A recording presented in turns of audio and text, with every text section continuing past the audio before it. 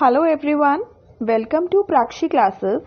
Today I am going to start with the new concept of business statistics. इस business statistics के subject में हम जो आज की वीडियो प्रोवाइड कर रहे हैं आपको वो टॉपिक है काई स्क्वायर टेस्ट. ये आपका chi square test can be considered as parametric test as well as it can be considered as non-parametric test. तो आज की इस वीडियो में आप ये सीखेंगे कि काई स्क्वायर टेस्ट कहाँ पे अप्लाई किया जाता है, अगर ये पैरामेट्रिक टेस्ट है तो किस सेंस में इसको यूज किया जाता है, और अगर ये नॉन पैरामेट्रिक टेस्ट है तो इसको किस सेंस में यूज किया जाता है. ये जो काई स्क्वायर टेस्ट की वीडियो है ये एमकॉम स्टूडेंट्स के लिए बहुत बेनिफिशियल है, क्योंकि एमकॉम मास्टर ऑफ कॉमर्स में आपका जो स्टैटिस्टिक्स का सब्जेक्ट है उसमें काई स्क्वायर टेस्ट एक पूरा चैप्टर है आपका, और इसमें से प्रैक्टिकल क्वेश्चंस बहुत आते हैं. सो आपको इस वीडियो के थ्रू कंसेप्ट पहले समझना होगा, एज वेल एज मैं आपको हर कंसेप्ट को प्रैक्टिकली कैसे अप्लाई करना है वो भी सिखाऊंगी. ठीक है, जो लोग भी इस चैनल में नए हैं वो सबसे पहले सब्सक्राइब कर लो प्राक्षी क्लासेस को. ठीक है, और बेल आइकन को भी प्रेस ऑन कर दीजिएगा कि जैसी कोई नई वीडियो अपलोड हो आपके पास नोटिफिकेशन मिल जाए. And I will request you all कि अगर आपको वीडियो अच्छी लगे तो do like and share with your friends and do comment कि आपको कंसेप्ट क्लियर हुआ या नहीं, या कोई और डाउट है या नहीं. ठीक है, तो चलिए स्टार्ट करते हैं. Okay, so chi square test. Basically chi square test जो होता है वो आपको ऐसे रिप्रेजेंट करना है. पहले ये कर्व लाइन जाएगी, विद दिस ये स्ट्रेट लाइन जाएगी एंड इसके ऊपर स्क्वायर 2 की पावर लग जाएगी. This is known as your chi square. Chi square test जो होता है, मैंने वैसे पहले आपको बताया कि ये नॉन पैरामेट्रिक टेस्ट भी होता है as well it is an parametric test also. ठीक है, अब आपको एक बार चीज यहां ध्यान रखनी है कि अगर chi square test parametric test की तरह यूज किया जा रहा है तो काई स्क्वायर टेस्ट अगर पैरामेट्रिक टेस्ट है तो इसका मतलब हम क्या टेस्ट करने जा रहे हैं, पॉपुलेशन वेरिएंस. तो आपको ये कैसे पता चलेगा कि काई स्क्वायर टेस्ट लगाना है क्वेश्चन में या नहीं लगाना. आप क्वेश्चन को रीड करेंगे और क्वेश्चन को रीड करने में अगर आपको क्वेश्चन में ये चीज लिखी हुई है, test the significance of population variance. मैं दोबारा बोल रही हूं, test the significance of population variance. That means जहां पर आपको ये टेस्ट करना है कि पॉपुलेशन वेरिएंस की वैल्यू ये आएगी यहां नहीं आएगी, या ये वैल्यू इंपॉर्टेंट है या नहीं, दैट मीन्स आप वहां पे chi square test as a parametric test use कर रहे हैं. बट अगर chi square test as a non parametric test use किया जाता है तो हमें दो कंसेप्ट याद रख रहे हैं. या तो हमें गुडनेस ऑफ फिट का कंसेप्ट लगाना है या हमें एट्रीब्यूट्स का टेस्ट का कंसेप्ट लगाना है.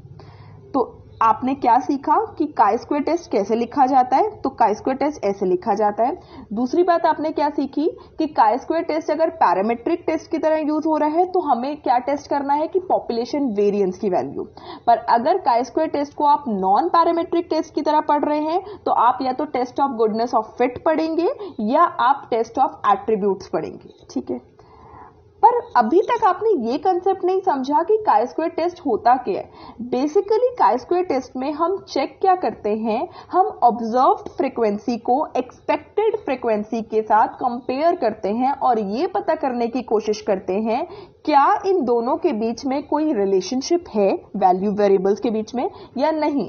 जैसे फॉर एग्जांपल कोई भी एट्रीब्यूट है, जैसे आपने एसोसिएशन ऑफ एट्रीब्यूट्स चैप्टर पढ़ा था तो उसमें आपने ये पता करने की कोशिश करी थी कि क्या दो एट्रीब्यूट्स, दो characteristics that is education qualification और जेंडर कि मेल एजुकेटेड होते हैं ज्यादा या फीमेल एजुकेटेड ज्यादा होती है. तो ये दो वेरिएबल्स या दो एट्रीब्यूट्स के बीच में जब रिलेशनशिप पढ़ना चाहते हैं आप कि क्या ये दोनों कनेक्टेड हैं या नहीं हैं, तब हम बेसिकली काई स्क्वायर टेस्ट लगाते हैं. और उसके लिए हमें ऑब्जर्व्ड फ्रीक्वेंसी की भी जरूरत होती है. ऑब्जर्व्ड फ्रीक्वेंसी वो फ्रीक्वेंसी होती है जो डेटा आप कलेक्ट करते हैं. जिस चीज को आपने कलेक्ट किया तो आपने ऑब्जर्व किया तभी तो आपने लिखा, वो ऑब्जर्व फ्रीक्वेंसी है. बट एक्सपेक्टेड फ्रीक्वेंसी क्या होती है, जब आप उस चीज पे वर्क करते हैं, प्रोसेसिंग करते हैं, काम करते हैं तो एक्सपेक्टेड वैल्यूज पता चलती हैं. तो ऑब्जर्व्ड वैल्यू और एक्सपेक्टेड वैल्यूज में कितना डिफरेंस है या कितना सिमिलैरिटी है, क्या इन दोनों के बीच का डिफरेंस वैल्यूएबल है या नहीं है, ये बेसिकली काई स्क्वायर टेस्ट बताता है.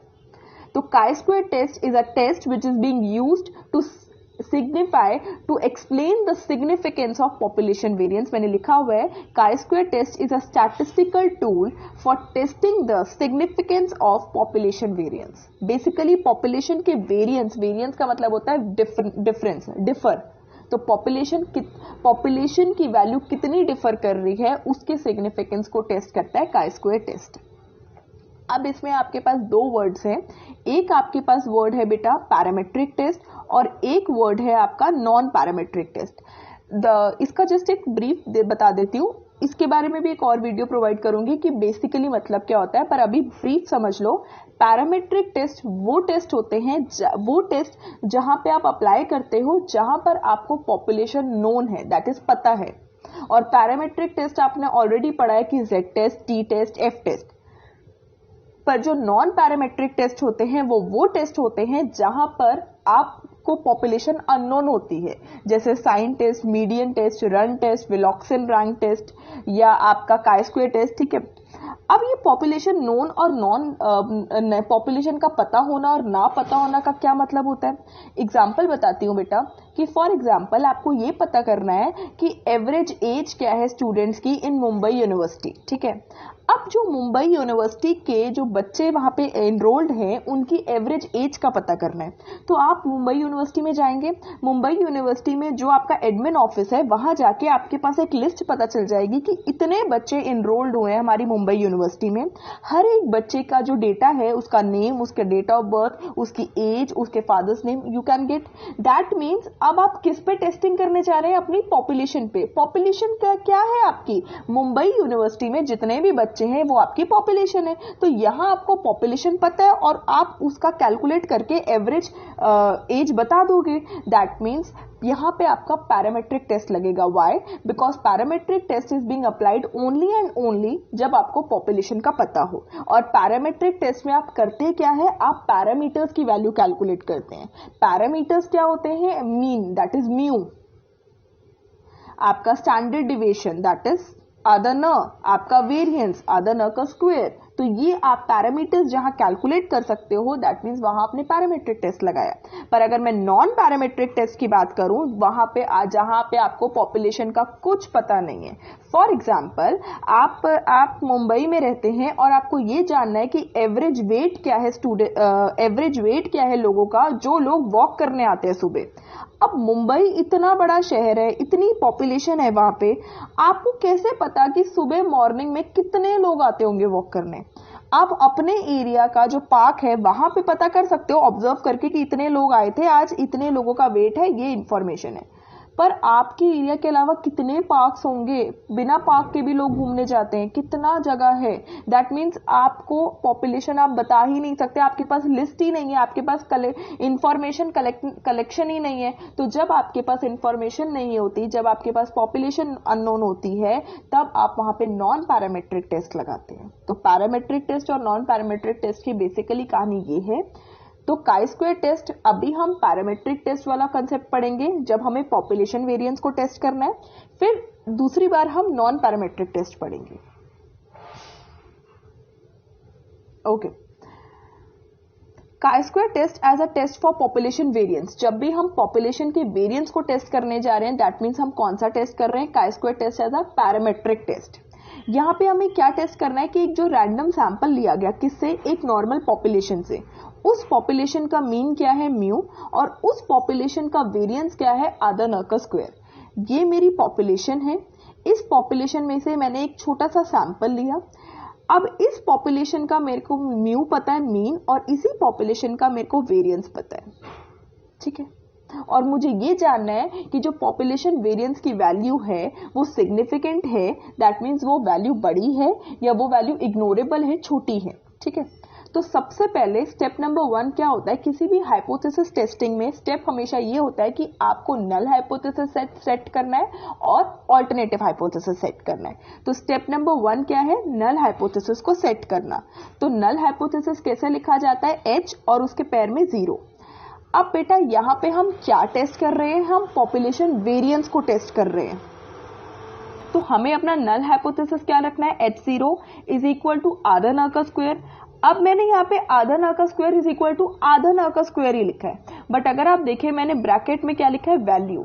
इसका मतलब है आपके पास जो क्वेश्चन गिवन होगा उस क्वेश्चन में आपको बोला जाएगा test the significance of population variance is equal to 3। That means आप ये अजम्पशन मान के चल रहे हैं कि पॉपुलेशन का जो वेरिएंस आएगा वो 3 आएगा। तो ये हाइपोथेसिस बेसिकली होता क्या है, अजम्पशन। तो मैं मान के चल रही हूं कि ये मेरी वैल्यू आएगी, तो जो क्वेश्चन में आपको वैल्यू गिवन होगी वो आपने यहां पुट करनी है बेटा, ठीक है।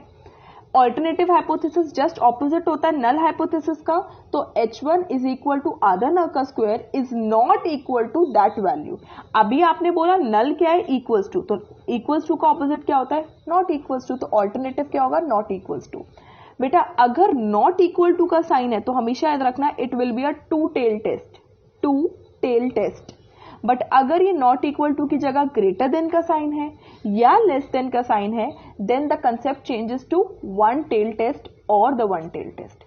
अगर नॉट इक्वल टू का साइन है तो टू टेल टेस्ट होता है, और अगर ग्रेटर देन या लेस देन का साइन होता है तो हमेशा याद रखना वन टेल टेस्ट होता है। तो ये आपका स्टेप नंबर 1 है जिसमें आप ये सीखते हो कि कैसे हमें अपना हाइपोथेसिस सेट करना है। और यहां पे हाइपोथेसिस किसके रिगार्डिंग सेट किया जाएगा, पॉपुलेशन वेरिएंस के रिगार्डिंग, ठीक है। Next we move on to step number 2। अब स्टेप नंबर 2 क्या है हमारे पास, बेटा स्टेप नंबर 2 हमारे पास है कि हमें काई स्क्वायर की वैल्यू कैलकुलेट करनी है। अब काई स्क्वायर की वैल्यू को कैलकुलेट करने के लिए हमारे पास 2 वेज होते हैं, ठीक है। इफ ऑब्जर्वेशंस आर गिवन तो observations will be named as X. बेटा देखो मैंने एग्जांपल भी लिखा हुआ है कि एक्स हमें वैल्यूज गिवन है, ये एक वैल्यू गिवन है, ये एक वैल्यू गिवन है और ये एक वैल्यू गिवन है। तो अगर हमें ऑब्जर्वेशंस की वैल्यूज गिवन होंगी तो हम उन्हें नाम देंगे एक्स का, ठीक है। उसके बाद हम क्या कैलकुलेट करेंगे, x bar, that is mean. अब एक्स बार कैसे कैलकुलेट होता है वो आप लोग को आता है, सिग्मा एक्स सारी ऑब्जर्वेशंस को ऐड करें और नंबर ऑफ ऑब्जर्वेशन से डिवाइड करते हैं। जैसे फॉर एग्जांपल यहाँ पे कितनी नंबर ऑफ ऑब्जर्वेशन है, 3 वैल्यूज हैं, तो n की जगह आएगा 3 और ये तीनों वैल्यूज को ऐड करके जो आंसर आएगा वो सिग्मा x की जगह आ जाएगा। दोनों को डिवाइड करेंगे तो x बार आ जाएगा। जैसे ही मेरा मीन कैलकुलेट हो गया तो अब मुझे क्या कैलकुलेट करनी है, डिविएशंस। डिविएशंस का फॉर्मूला क्या होता है, x माइनस एक्स बार। तो यहाँ पे सेकेंड कॉलम में मैंने लिखा x माइनस एक्स बार। ये x माइनस एक्स बार कैसे निकाला जाता है बेटा, ये मेरी x की वैल्यू, इसमें से जो मेरा मीन निकल के आया वो माइनस करके यहाँ पे लिख देना। ये मेरी x की वैल्यू, इसमें से जो मीन निकल के आया वो माइनस करके यहाँ लिख देना। ये मेरी x की वैल्यू, जो मीन माइनस करके आएगा वो यहाँ लिख देना। उसके बाद then take the square of all deviations. आपको क्या लेना है, सारी डिविएशंस का स्क्वायर लेना है। बेटा जो ये टिक वैल्यू आई है इसका स्क्वायर कर देना है, यहाँ लिख देना है। जो ये वैल्यू आई है इसका स्क्वायर कर देना है, यहाँ लिख देना है। और जो ये वैल्यू आई है उसका स्क्वायर कर देना है, यहाँ लिख देना है। अब जितने भी स्क्वायर हो गए उनका क्या करना है बेटा, आपको सिग्मा करना है। ये जितनी भी वैल्यूज आई होंगी यहाँ पे उनको ऐड कर देना। तो क्या आ जाएगा बेटा आपके पास, sigma x minus x bar का होल स्क्वायर। जो ये वैल्यू आई वो आपने यहाँ पे पुट कर देनी है, divided by this is known as variance. और ये कहां से आएगा बेटा, ये आपको क्वेश्चन में गिवन होगा। दोनों वैल्यूज को डिवाइड करके आपके पास किसकी वैल्यू आ गई, काई स्क्वायर की वैल्यू आ गई, जो आपको कैलकुलेट करनी थी। ये एक तरीका था, अभी दूसरा तरीका अलग आएगा, ठीक है। हाँ जी, अभी आपने क्या पढ़ा कि अगर ऑब्जर्वेशंस गिवन होंगी तो काई स्क्वायर कैसे निकलेगा, ये एक तरीका था। अब आप क्या पढ़ेंगे, अगर ऑब्जर्वेशंस नहीं गिवन होंगी तो काई स्क्वायर कैसे निकलेगा, दैट इज दूसरा तरीका। तो काई स्क्वायर का दूसरा तरीका क्या है बेटा, chi is equal to n s का स्क्वायर अपॉन में वेरिएंस, ठीक है। अब देखो what do you mean by n, n का मतलब क्या है बेटा, sample units, that is sample observations. कि आपकी जो पॉपुलेशन है उस पॉपुलेशन में से जो आपने सैंपल निकाला उस सैंपल में कितनी ऑब्जर्वेशंस हैं, ठीक है। और एस क्या है बेटा, एस होता है आपका सैंपल का स्टैंडर्ड डिवीजन। अगर मैं पॉपुलेशन के स्टैंडर्ड डिवीजन की बात करती हूँ तो अदर न होता है, पर अगर मैं जो पॉपुलेशन से सैंपल निकाला है उस सैंपल के स्टैंडर्ड डिवीजन की बात करती हूँ तो छोटा वाला एस होता है, तो वो सैंपल का स्टैंडर्ड डिवीजन है। फिर कंसेप्ट आता है कि मुझे एस स्क्वायर कैसे निकालना है बेटा। एस स्क्वायर का फॉर्मूला क्या है बेटा, सिग्मा एक्स माइनस एक्स का whole square divided by N.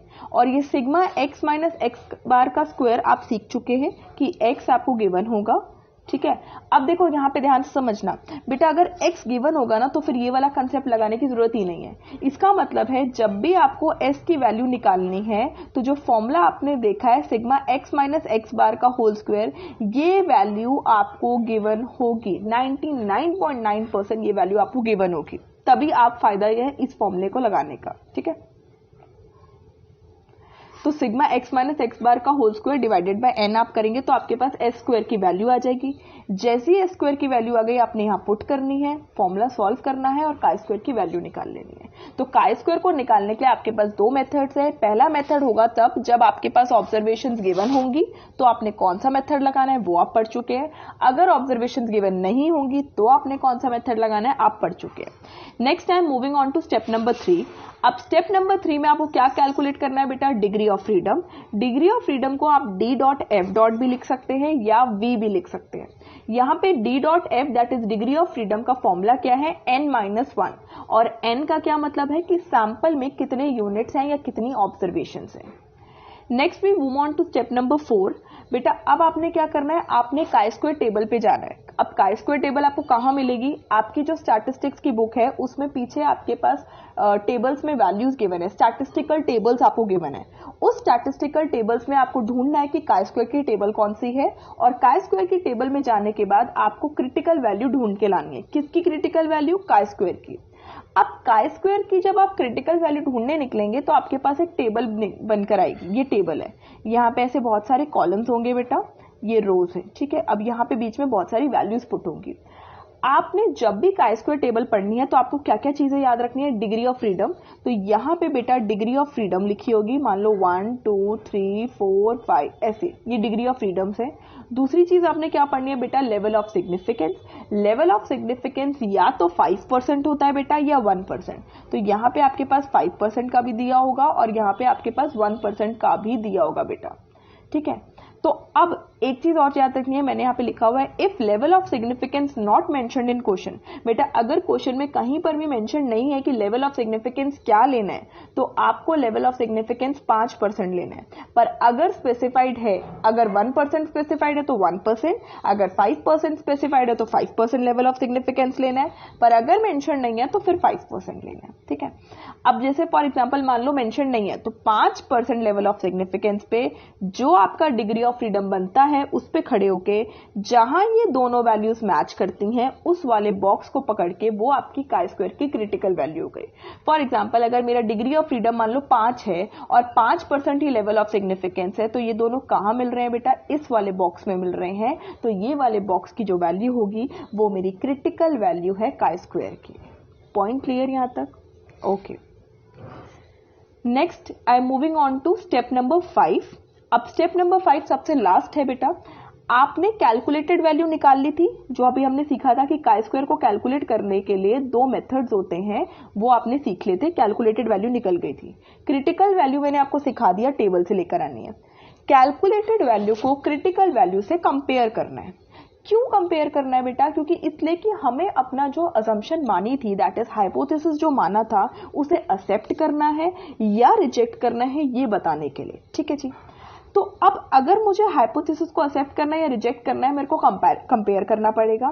Compare करने में मुझे ये ध्यान रखना है कि अगर मेरी कैलकुलेटेड वैल्यू किसकी, काई स्क्वायर की, टेबल वैल्यू मतलब क्रिटिकल वैल्यू जो आपने टेबल से लेकर आए हो आप, कैलकुलेटेड वैल्यू अगर टेबल वैल्यू से बड़ी आ रही है तो इसका मतलब मुझे नल हाइपोथेसिस को रिजेक्ट करना है। तो बेटा नल हाइपोथेसिस अगर रिजेक्ट हो रहा है तो इसका मतलब ऑल्टरनेटिव हाइपोथेसिस क्या हो रहा है बेटा, एक्सेप्ट हो रहा है, सॉरी। और अगर मेरा calculated value of chi square कम आ रहा है किससे, critical value of chi square से, तो इसका मतलब मेरा नल हाइपोथेसिस एक्सेप्ट हो रहा है, तो ऑल्टरनेटिव हाइपोथेसिस बेटा क्या हो रहा होगा, रिजेक्ट हो रहा होगा। ये बेसिक कंसेप्ट था किसका, काई स्क्वायर का। पॉइंट क्लियर, ठीक है। तो आपको अभी स्टेप्स याद रखने हैं कि हाँ, step number 1, step number 2, step number 3, step number 4 and step number 5 में हम क्या करते हैं। इसके बाद हम आपके साथ जो प्रैक्टिकल कंसेप्ट समझेंगे कि अगर हमारे पास ऑब्जर्वेशंस गिवन होंगी तो हमें काई स्क्वायर कैसे अप्लाई करना है, अगर मुझे ऑब्जर्वेशंस नहीं गिवन होगी तो मुझे काई स्क्वायर कैसे अप्लाई करना है, that I will explain you in the second video, right.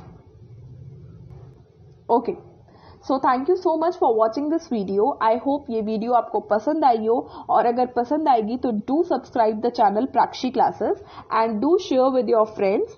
And I hope concept अभी तक क्लियर हो कि हमने जो थ्योरी पार्ट किया है काई स्क्वायर का वो आपको क्लियर हो। प्रैक्टिकल कंसेप्ट मैं आपको नेक्स्ट वीडियो में एक्सप्लेन करूंगी, ठीक है। So thank you so much once again.